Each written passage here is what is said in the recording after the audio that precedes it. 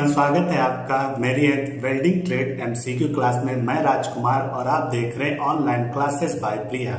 आज के इस वीडियो में हम 25 एमसीक्यू क्वेश्चन का तीसरा सेशन ले रहे हैं। प्रीवियस दो सेशन में हमने 25 करके 50 क्वेश्चन ऑलरेडी कवर कर लिए हैं। आपने अगर वो वीडियो नहीं देखा है तो आप प्लेलिस्ट में जाके वो वीडियो देख सकते हैं और आप अपने एमसीक्यू को अच्छा कर सकते हैं। आप ये वीडियो देखकर खुद भी इन क्वेश्चंस को सॉल्व कीजिए और कमेंट बॉक्स में बताइए कि आपके कितने क्वेश्चन सही हुए हैं और कितने गलत हुए हैं। आप और वेल्डिंग से रिलेटेड क्वेश्चन भी पूछ सकते हैं कमेंट बॉक्स में, मैं उनके जवाब दूंगा कमेंट में। जल्दी से जल्दी उनके जवाब देने की कोशिश करूंगा। तो आप शुरू करते हैं आज के एमसीक्यू सेशन, जिसमें मैंने 25 क्वेश्चन लिए हुए हैं। अभी हमारा फिटिंग बेसिक चल रहा है, यानी आप जानते ही होंगे कि वेल्डिंग के में हमारा जो बेसिक है वो फिटिंग है और कुछ फिटिंग टूल्स भी हैं। तो अभी हमारा फिटिंग का बेसिक चल रहा है। नेक्स्ट वीडियो से हम वेल्डिंग से रिलेटेड एमसीक्यू देखेंगे। आज हमारा फिटिंग का जो बेसिक है उसका लास्ट वीडियो है, जिसमें हमने फिटिंग बेसिक में 75 क्वेश्चन एमसीक्यू कवर किए हैं। तो चलिए शुरू करते हैं आज का एमसीक्यू सेशन। तो हमारा पहला क्वेश्चन है, Which one of the following is not the type of hexa frame? निम्नलिखित में से कौन सा हेक्सा फ्रेम का प्रकार नहीं है? आपको ऑप्शन है solid frame hexa, adjustable frame hexa, adjustable frame tubular, solid frame tubular. तो इसका सही जवाब है सॉलिड फ्रेम ट्यूबुलर। यानी जो हमारा फ्रेम होता है, आप जानते हैं जो हमारा हेक्सा फ्रेम होता है वो दो तरीके का होता है। एक हमारा होता है सॉलिड फ्रेम और एक होता है एडजस्टेबल फ्रेम। तो हमारा जो एडजस्टेबल फ्रेम होता है वो दो तरीके का होता है। एक होता है हमारा flat solid frame flat frame होता है, और एडजस्टेबल फ्रेम ट्यूबुलर जो फ्रेम होता है वो होता है। तो जो हमारा सॉलिड फ्रेम ट्यूबुलर है, ऐसा इस प्रकार का कोई भी फ्रेम नहीं होता है। तो यही हमारा सही जवाब है, इस प्रकार का कोई भी फ्रेम नहीं होता है। नेक्स्ट देखते हैं, hexa blade is made from. Hexa blade बना होता है हाई स्पीड स्टील, लो एलॉय स्टील, एक और दो दोनों, इनमें से कोई नहीं। तो इसका सही जवाब है एक और दो दोनों। जो हमारा हेक्सा ब्लेड होती है वो हाई स्पीड स्टील और लो एलॉय स्टील में से किसी एक से बनाई जाती है। यानी हाई स्पीड स्टील से भी बनती है और लो एलॉय स्टील से भी बनती है। तो इसका सही जवाब है एक और दो दोनों। चलिए नेक्स्ट देखते हैं, hacksaw blades are available in which standard length. Hacksaw blade किस स्टैंडर्ड लंबाई में मिलती है? आपके ऑप्शन है 200 से 300 mm, 250 से 300 mm, 300 से 400 mm, 350 से 400 mm। तो इसका सही जवाब है 250 से 300 mm। जो हमारे हेक्सा ब्लेड्स होती हैं वो 250 mm और 300 mm की ही स्टैंडर्ड साइज में होती है। चलिए नेक्स्ट देखते हैं, Which one of the following is not a type of blade? निम्नलिखित में से कौन हेक्सा ब्लेड का प्रकार नहीं है? तो एक हमारा है flexible blade, all hard blade, flexible hard blade, ये सभी। तो इसका सही जवाब है कि जो हमारी फ्लेक्सिबल हार्ड ब्लेड होती है ये ब्लेड का प्रकार नहीं होती। हमारी ब्लेड जो होती है वो दो तरीके की होती है, एक होती है फ्लेक्सिबल ब्लेड और एक होती है ऑल हार्ड ब्लेड। चलिए नेक्स्ट देखते हैं, If the pitch of blade is 1.8 mm then blade classified। यदि ब्लेड की पिच 1.8 mm है तो वह किस प्रकार वर्गीकृत होगी? तो आपके ऑप्शन है मध्यम, कोर्स, फाइन, इनमें से कोई नहीं। तो इसका सही जवाब है कोर्स। अगर हमारी पिच 1.8 mm है तो वह कोर्स पिच की कोर्स श्रेणी क्लासिफाइड होती है।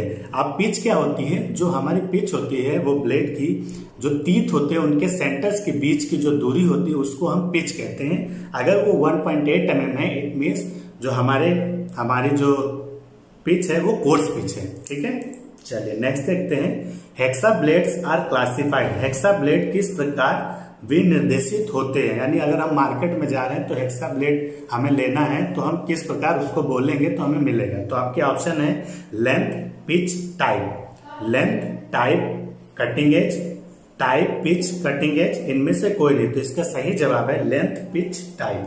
आप जब भी हेक्सा ब्लेड खरीदने जाएंगे तो आपको उसकी लेंथ, उसकी पिच और उसकी टाइप यानी उसका प्रकार बताना पड़ेगा। चलिए नेक्स्ट देखते हैं, which one of the following are setting of saw, निम्नलिखित में से सेटिंग ऑफ सा है। आपके ऑप्शन है स्टैगर्ड सेट, वेव सेट, एक और दो दोनों, इनमें से कोई नहीं। तो इसका सही जवाब है एक और दो दोनों, यानी जो हमारा हेक्सा होता है उसकी जो 100 की जो सेटिंग होती है वो स्टैगर्ड भी होती है और वेव सेटिंग भी होती है। चलिए नेक्स्ट देखते हैं।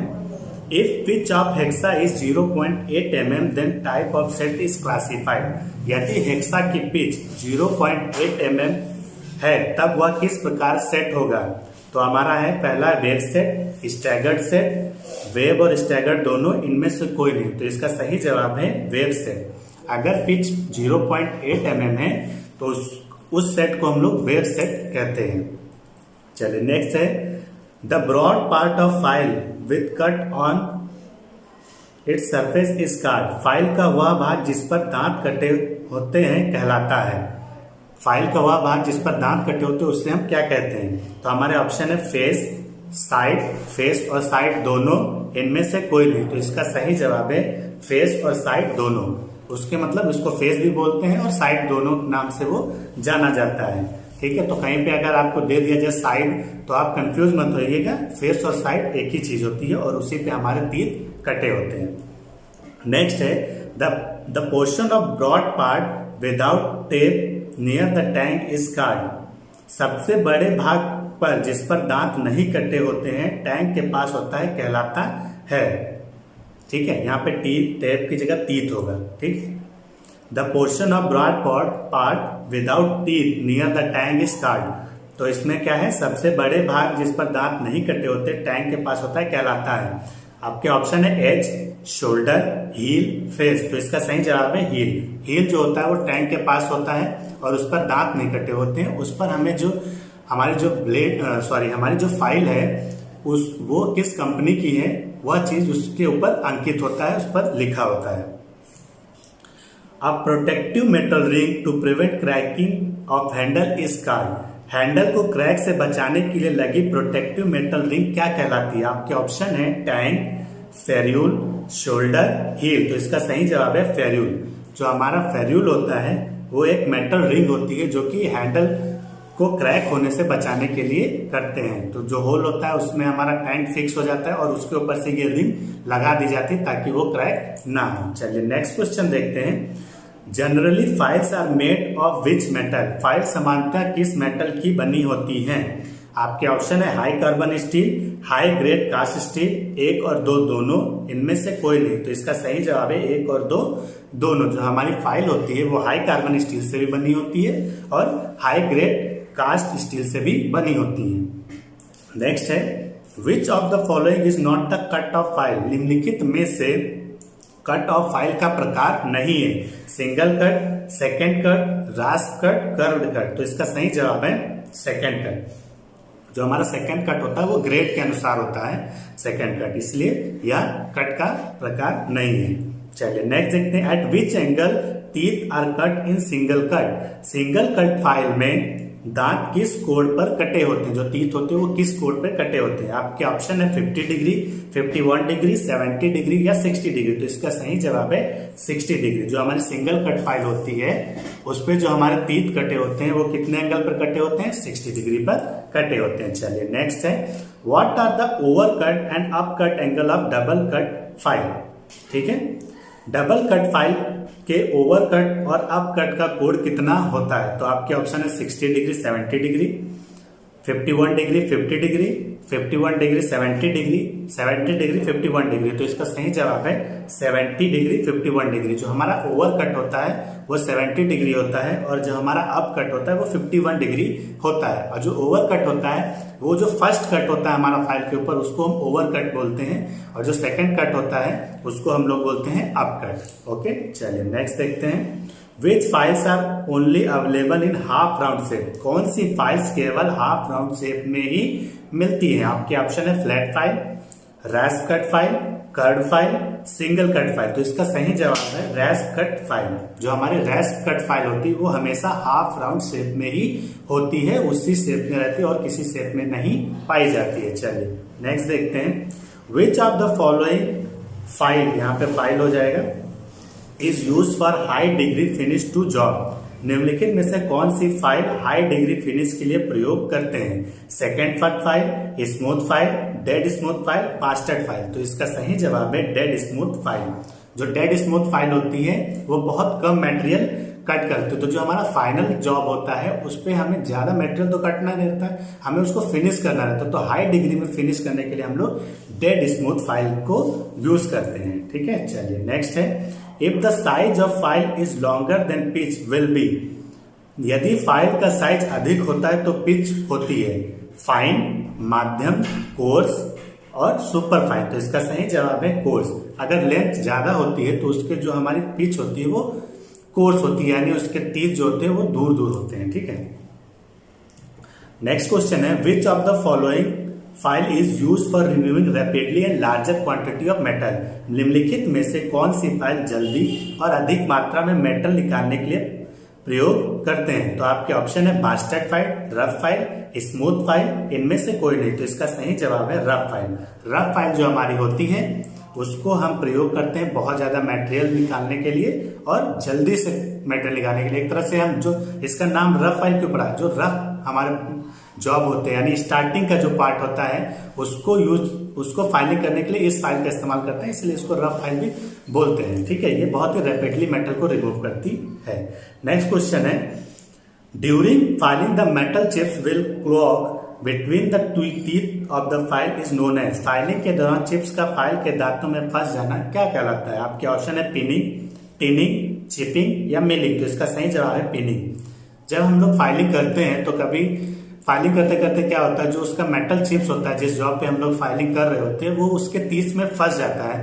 तो जब फंस जाता है तो इस प्रॉब्लम को हम लोग क्या कहते हैं, पिनिंग बोलते हैं। और इसको हम लोग ब्रश की सहायता से सॉल्व करते हैं।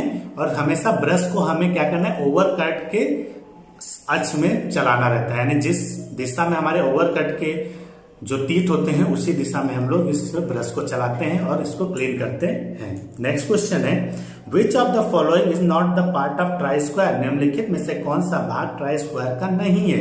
ब्लेड, बर स्लॉट, फेस, स्टॉक। तो इसका सही जवाब है फेस। हमारा जो ट्राई स्क्वायर होता है उसमें फेस नाम का कोई भी पार्ट नहीं होता है। ब्लेड होती है, उसमें बर स्लॉट भी होता है, स्टॉक भी होता है। बर स्लॉट दिया जाता है बर्स को, कॉर्नर में जो अगर बर्स है तो उसको पोजीशन देने के लिए। ब्लेड होती है और स्टॉक होता है। चलिए नेक्स्ट है, which tool is use to check the squareness of machine और फाइल सरफेस।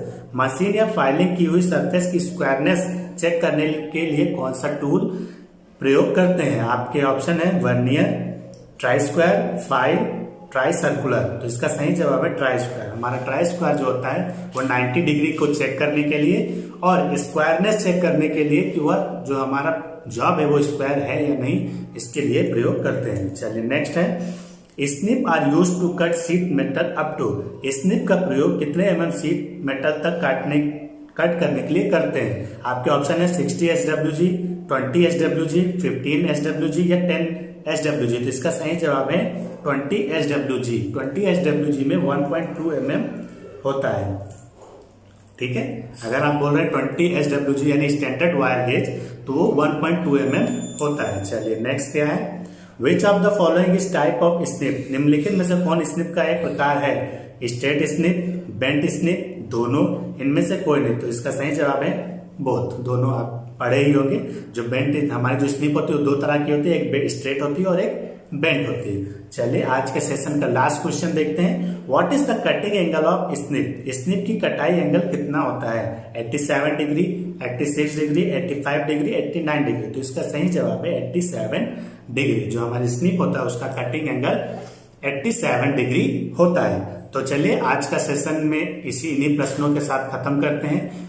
आई होप आपको ये क्वेश्चन आपके एग्जाम के लिए बहुत हेल्पफुल रहेंगे और इसमें से क्वेश्चन आपको अवश्य देखने को मिलेंगे। आप इस वीडियो को देखिए और आप खुद भी अपने से इन क्वेश्चंस को ट्राई करिए और कमेंट बॉक्स में जरूर बताइए कि आपके कितने क्वेश्चन सही हुए हैं, ताकि आप अपनी प्रिपरेशन को और अच्छे से कर सकें।